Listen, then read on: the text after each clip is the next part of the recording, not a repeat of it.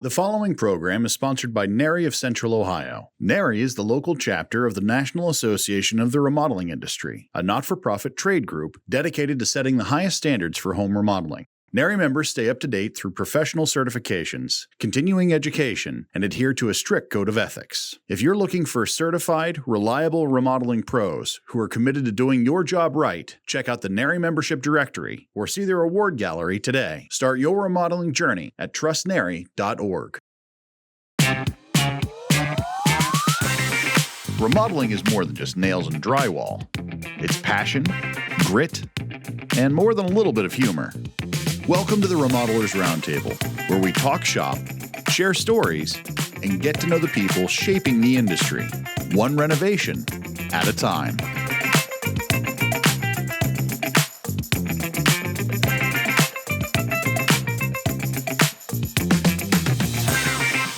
Hello and welcome to the Remodelers Roundtable, a NARI podcast. I'm your host, TV's Ben Edenthal, and today I am joined by the one and only Monica Lewis. Happy to be here. JS Brown. Thank you. Yeah, thank you so much for coming today. I'm thrilled to be here. Especially straight off of your big trip to DC this past week. Yes. So, luckily, it wasn't much of a time difference, so I'm not jet lagged or at least anything, but it was a busy week. Yeah. And it was great seeing all the photos come through on social media and everything. It looks like everybody had a good time. And I think we did. What a terrific group, too. Yeah. So, and great representation for Central Ohio NARI and a lot of wins. Yes. So, really, really cool stuff, including JS Brown, who won one more time. It was Universal Design. Other. Okay. Yes, so that's not a kitchen or a bathroom. Right. Anything except a kitchen or a bath. So there's 3 categories in the Universal Design overall. And so we won for Other. It was an residential elevator project we put in. The homeowners actually have no need of it now, but that one of them had recently had a hip surgery. And realized, hey, someday it might be really hard for us to get up and down these stairs, their primary suite being on the second floor. They considered maybe leaving their house and moving somewhere else and decided we love our lot, we love our neighborhood, we like being right on the golf course. And if we can future-proof this so that we can stay here long term, that's what they wanted to do. So we put in an elevator that would go up and down should they ever need it. That's super cool. Yeah. That's super cool. So I want to dive into a lot of things here because there's a lot of really cool stuff that you do. But you and I have a similar starting point in that we both graduated from the Columbus College of Art and Design. Yes, we did. I think I might have been a little bit after you, maybe before. I don't know. No, you were before. No, you were after me. I was way before you. Okay. Yeah. Well, Kanzani era for me, but if we want to get really nerdy for all the people who definitely know what we're talking about. But so talk to me about how it's been going from CCAD to where you currently are, because that's been an incredible journey. It has been a journey. And I will say, because I am the age I am, when I was majoring in interior design at CCAD, I really had no concept of this as a career path. I knew I wanted to work in the arts. I knew I wanted to be in a creative field. When it was time to pick a major, it was almost like luck of the draw. I liked their presentation and felt like that's something I could do, and started down the path and then just really loved it once I got into it. But I didn't know that this remodeling specialty or kitchens and baths as a specialty existed. We didn't have HGTV then. That's how old I am. But once I got into it, it was tremendous. Yeah. And I really credit CCAD for the rigor they put you through in those programs. At the time, it seems incredibly daunting, but almost without fail, every employer I had coming up would say, you manage a workload like very few people can. And I attribute that all to CCAD and being able to please multiple masters, so to speak, with all your different professors.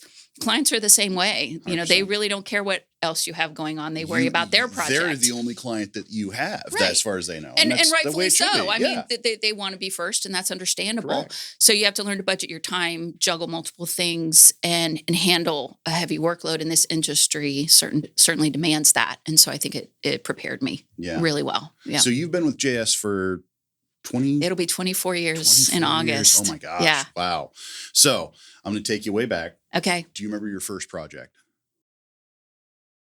I remember the first appointment I went on with Jeff Brown, the founder of the company.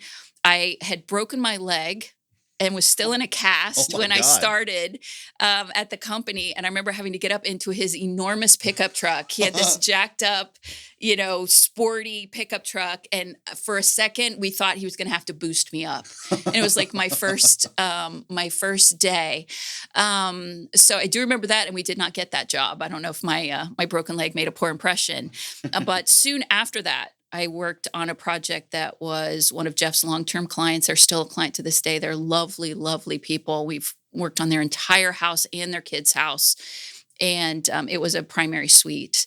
And it won some awards. And That's cool. at the time, it was just this huge project. I couldn't believe I was working on it. I was so That's excited. super cool. Yeah. That feeling of being validated as a young artist, professional, getting into that is, I cannot... It's a drug that not many people know what that is like, but so much time as an artist, you're spent kind of just defending your very existence. Yes. So to be treated like you know what you're doing and know so congratulations on that. That's fantastic. Thank you. What is the biggest thing that has changed in the past 24 years? I bet there's a lot, but there is a lot. There is a lot. And I would say technology has been, I know that's a huge topic, but technology has been massive. Yeah. I mean, going from the age I am, going from pagers to Nextel to cell phones, going from Palm Pilots to smartphones, day planners to Google Calendar or whatever digital calendar you keep. I spent all of my 4 years in college, I spent hand drafting. Yeah. I had a computer drafting class, and we spent the entire semester drafting a screw. Like it took that long. Yeah. Because you're manually entering all the curves with programming. Yeah. And I remember thinking to myself, who would ever draft this way? It takes forever. It's ridiculous. And now, everything we do is digital. We do digital renderings, digital walkthroughs with our clients. We scan digitally to get our existing dimensions quicker. Yeah. And now AI.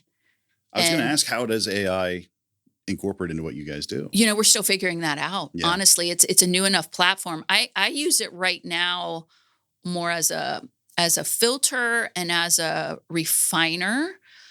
I find it still incredibly problematic in terms of generating renderings or anything like that. It pulls all information. So it pulls false information as well as accurate information. And unless you have enough experience and expertise to be able to filter that out, it can be problematic. But it can speed up a lot of tasks. Yeah. And so when I do a brain dump of information and then say, now I want you to organize this according to previously entered parameters. Now I want you to restate this following the protocols I gave you a week ago. Yeah. It solidifies that much faster than I can. And then any tweaks I need to make can happen very quickly. Yeah. So I think it's speeding up workflow, but still needs the creative, still needs the expertise and the experience to manage it properly because it can't run on its own. Right. And I think it's so easy for a creative mind to look at it and say, oh, I see what you're capable of doing, but where that line is very evident to people who know what you're looking at. Yeah. And it's even if you ask AI, like, do you think you should be making images? It's like, I mean, I'm a language program. I shouldn't be doing that, but people do it all the time. So I think it's fascinating. So what do you look for when you're talking to new designers now? Like what does it even look like talking to new designers now? It's huge. A lot of jokes get made about the generational differences. Proud Gen X here. But I do think that there are certain things that are going to transcend generation. And that is your personal ethics and your willingness to work, right? And so if you love what you do, you're willing to do right by people, you're willing to do the right thing, whether you're being supervised or not, and you're like, I want that goal and I'm going to go for it and I'm going to go get it. That to me, everything else can be taught. And I always, I'm joking when I say it, but I mean it deep down. There are things that your parents should have taught you before you were like 5 or 6 years old. And if you don't have those, there's no amount of training I can give you that are going to put that into you. But if you're the right sort of person and you're willing to work hard, I can teach almost everything else. Yeah. And so while I do love a background in design and I do love skill sets, what I look for most is aptitude and character. Yeah. Without a doubt. Yeah. No, that makes perfect sense. So speaking of backgrounds and aptitudes and stuff like that, you have a lot of letters attached to your name. I do. I'm about to have more. I'm gonna. Oh, are you really? Yes. Okay. Well, let's talk about that in a second. MCR, Master Certified Remodeler. Yes. Okay. All right. I'm gonna stab at these. I'm probably gonna get the next one wrong because it's really You're doing long. great. Keep going. CMKBD, Certified Master Kitchen Bath Designer. Yes. Hey. All right. 2 for 2. All right. UDCP, Universal Design Certified Professional. Okay. Yes. Yeah, okay. Yes. And what's the new one? The new one is CRD, which is Certified Remodeling Designer. Okay. I was actually on the committee that created it. Oh, okay. So we've spent years, literally, crafting the learning program and the test and the protocols and the requirements. And the first class is now coming through and being taught. That's and getting ready to take the exam here. I believe they'll be eligible to take it at the end of summer, beginning of fall, somewhere in there, this first class.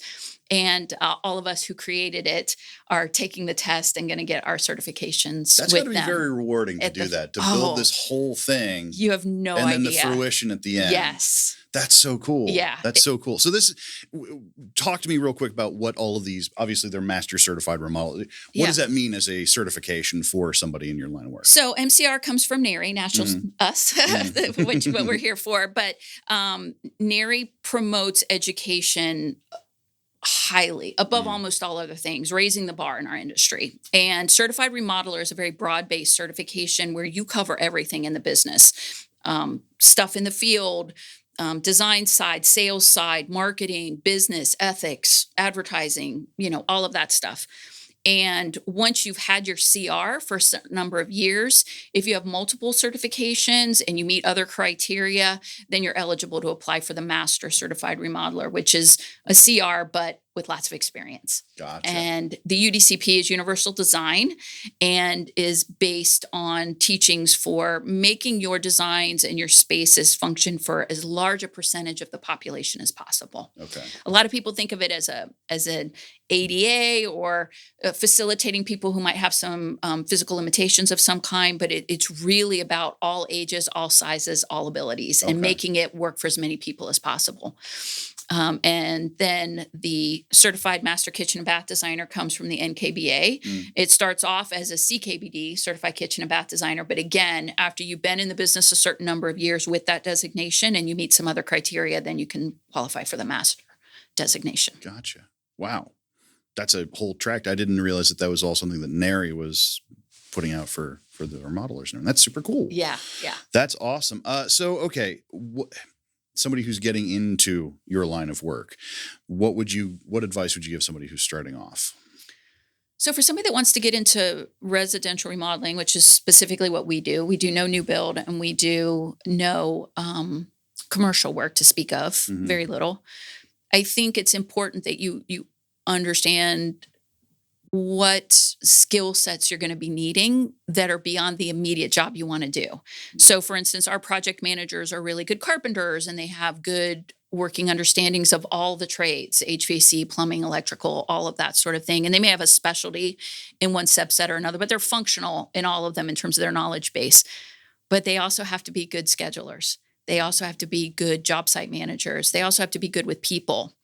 And that combination of skills, being multifaceted, is probably one of the most valuable things you can bring to an employer. Yeah. I'm good at this, but I can also do that and that and that. And I have the ability to learn and improve and the desire to learn and improve, because you cannot afford to be stagnant in our business. You're never going to learn everything because there's always something new, and you have to enjoy that. You can't be threatened by that or daunted by that. You have to say, yeah, there's something new, and having that willingness, I think is what you want to pursue. Yeah. And then probably finding the niche that makes you happy. You like the sales side, or you like being a manufacturer's rep. You like working in showrooms and helping people make hard decisions. You like being a generalist designer where you touch all of it and you bring all of it together and hand it to production, or maybe you like actually crafting, being a maker and working on site or in a shop somewhere and building beautiful things. Yeah. So I think finding your niche and what you love is really going to help you do the hard work that's going to be needed. Yeah. Yeah. And you've got a large team and everything too. It's a very close knit team as well. Yeah, we feel like it. Yeah, I mean, there's about 30 of us, so we're not the biggest in town, but we're certainly not a tiny startup. We've been in business almost 50 years, and we're almost evenly split between sales and design, like office side and field side. Okay. We have project managers, and then in ideal scenarios, they each have a lead and a helper, and then we've also got a tile crew that floats, and we've got a small job division, so we do repairs and maintenance work that isn't really suited to our bigger teams. And yeah, I feel like one of the biggest challenges is sort of knitting those two sides together. Because you spend way more time with your coworkers in the office or in the field than you do with the other. Just from a strict time standpoint, you don't get to spend as much time together, and you're feeding each other work, right? So it's important that we get along, and it's important that we respect each other and help each other. And I find that some of my most important lessons have come from folks in the field who came to me and said, Monica, when you design this way, it creates this problem. And they come to me from the perspective of, hey, you stupid girl, you don't know what this is. But when they come to me from, hey, this is all great, but this part of your design right here is problematic, and here's why, then I understand. And then I don't do it again, right? And I don't continue that cycle of, back and forth. And hopefully they feel the same way from us, you know, that when there's an idea or something that we come to them with, they're like, oh, we haven't thought of it this way. Yeah, let's give this a try. Maybe we can make this work. That's where the collaboration really happens. And that's when you start getting really excited to work with each other, and you make each other better, which ultimately is not what you're doing it for. Yeah. And I was going to say, it sounds like, I mean, if they're bringing you things saying, hey, could you shift this slightly, then that improves your workflow, which improves back towards them. And then everybody's doing better. And that just helps ultimately the client more than anything else. So that's great. Do you get to do much design stuff anymore? Just a little. Do you? Just a little. That's been a hard transition, I bet, hasn't it? Because you did design for a long time. I did design for a really long time. And it's interesting, though. Don't get me wrong. I still love to get my hands in it when I can. And I get maybe a job or two a year that I get to work with. But even then, I'm partnering up with somebody because I just don't have time to give the full customer service experience that I used to when I was only doing that. Yeah. I still love it. And I still have so much fun getting into the software and designing things. But I've been pleasantly surprised how much running a business flexes a creative muscle that's very similar to interior design, which is first, you identify the problem. Mm-hmm. What's causing the problem? Why is this an issue? And then you start seeking a solution, and then you start brainstorming, and then you start coming up with ideas, and those ideas are exciting. And then you have to execute them, which is less fun, but also challenging. And when you get it done, very rewarding, right? You've solved that problem, at least for the time being, and you've made strides. And so I can get the same hit. Yeah. I can get the same fix. Yes. I just have to look at it through a different lens. And once I learned to do that, I found myself feeling a lot more satisfied about it. Yeah. Now, when you do get to put the designer hat on, what are you attracted to most? What's your favorite thing to do? Oh gosh, my favorite thing to do is get into Chief Architect, which is our drafting software, and conceptualize. Okay. Because at that point, all the reins are off. Yeah. We're not worried about timelines. We're not worried about price. We're not worried about anything right now. Right now, I'm just solving problems and putting the puzzle together. Like, how is this all going to fit, and how beautiful can I make it, and how functional can I make it? Yeah. And that's where I can just lose myself. And if I've got 2 days, 3 days, a week, I could spend all of it just doing that. It always has to get truncated for schedule. What part of design makes you irrationally happy? Two phases. Okay. Showing the client the concepts I came up with. I love designing things and coming up with the concepts. But when you show them to clients and they're like, holy moly, like I never thought my house could look like that. Or Yeah. you could do that to my house? Like you could make my house look like that. Yeah. And I'm like, yeah, all we have to do is do this and this and this. Yeah. That's thrilling because now they're seeing the possibilities. And usually that's when their creative juices get turned on and start flowing. And then they start coming back with ideas. And then they're saying, well, if you could do that, could we do this? Could we do this? And yes, budget dependent, but yes. And so that's when it really starts to get interactive, which is really rewarding.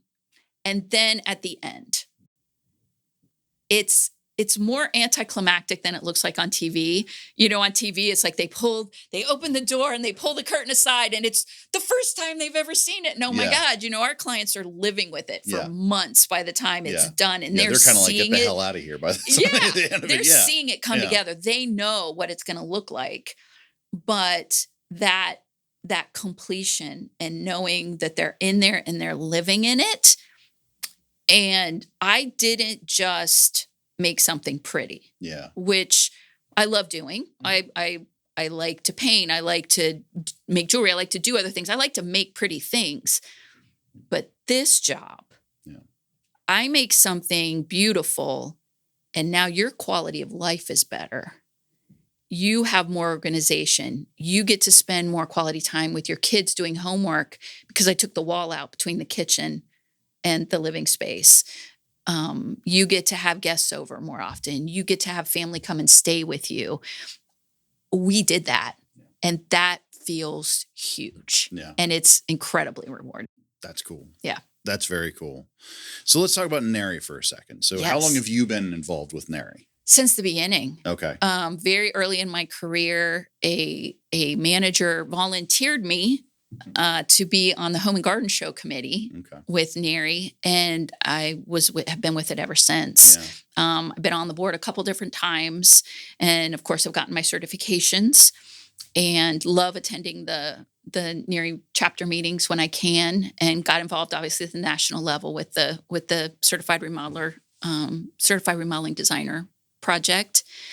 And to me, it's just always been a very welcoming home for new people coming in, that you can make connections, you can meet people, you can make yourself better. You have the opportunity to grow and learn and network with other people. Yeah.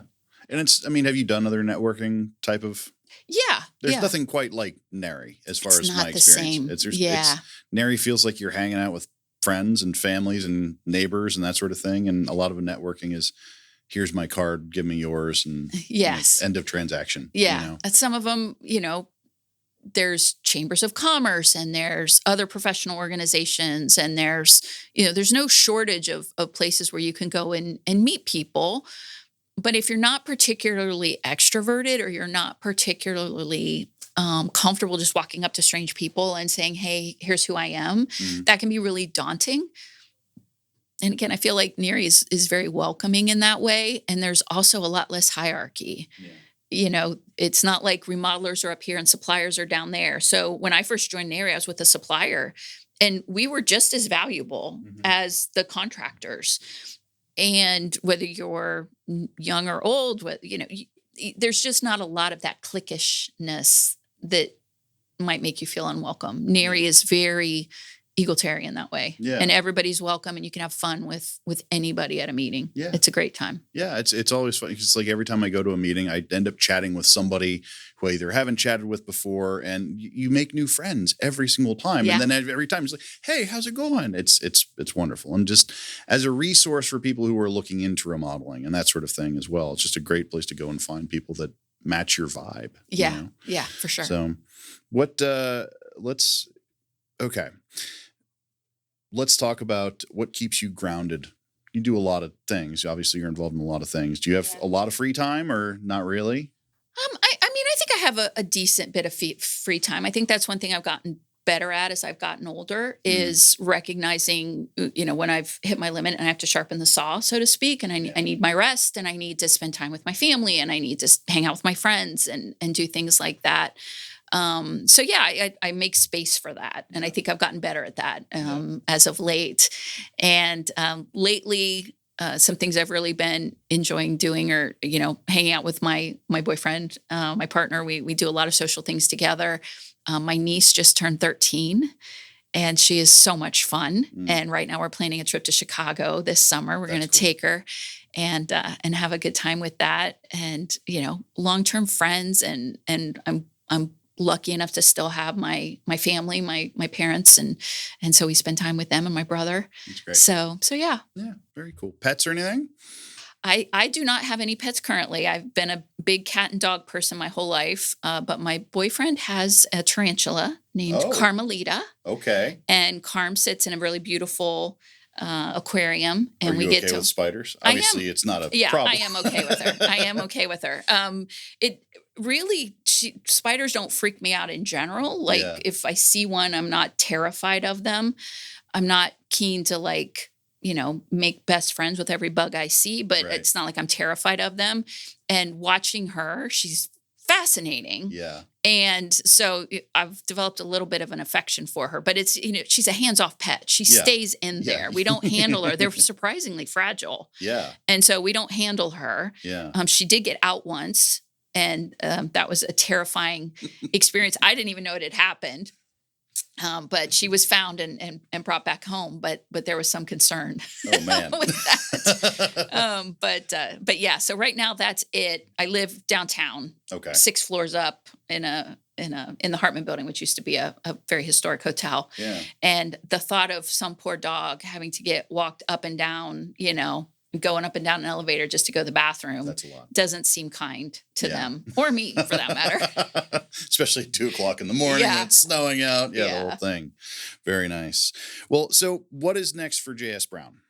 You guys obviously working on more projects this year and that sort of thing. Any big projects coming up or? We're in the middle of a huge project. Okay. Yeah, this is the biggest one we've ever done. Oh, wow. And I worked on it with Tony Hudson, who's on the NARI board this year. He and I sold it last year, and it's in full swing right now. We're adding about 1,600 square feet and remodeling another couple thousand inside. So a bunch of new flooring, remodeling the existing kitchen, and the existing primary suite on the second floor is going to turn into a guest suite. So we're remodeling that as well.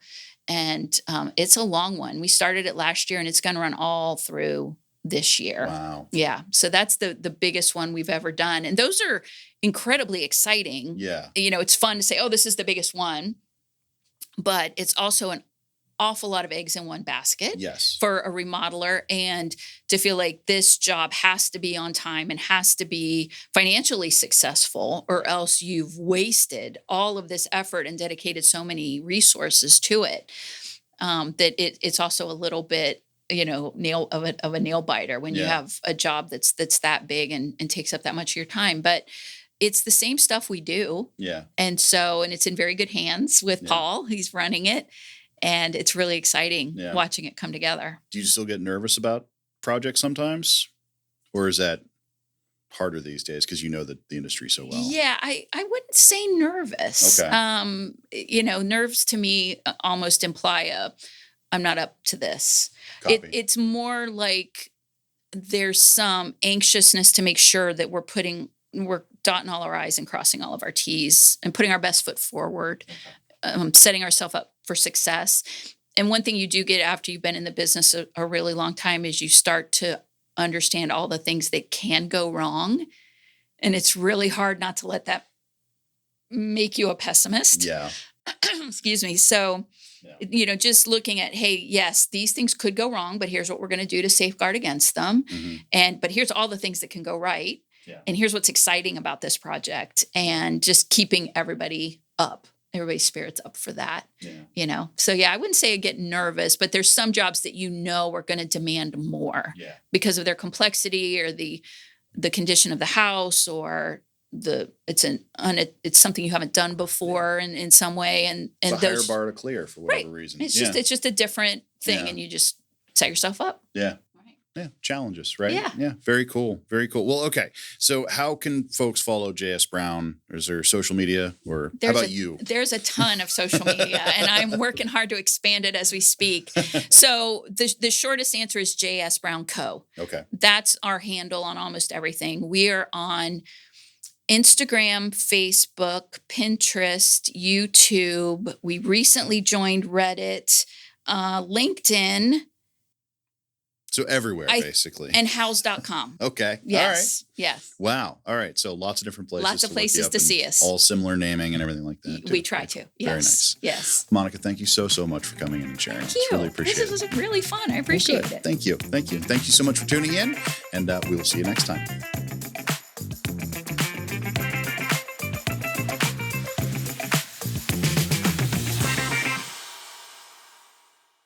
Boxland Media. Think big.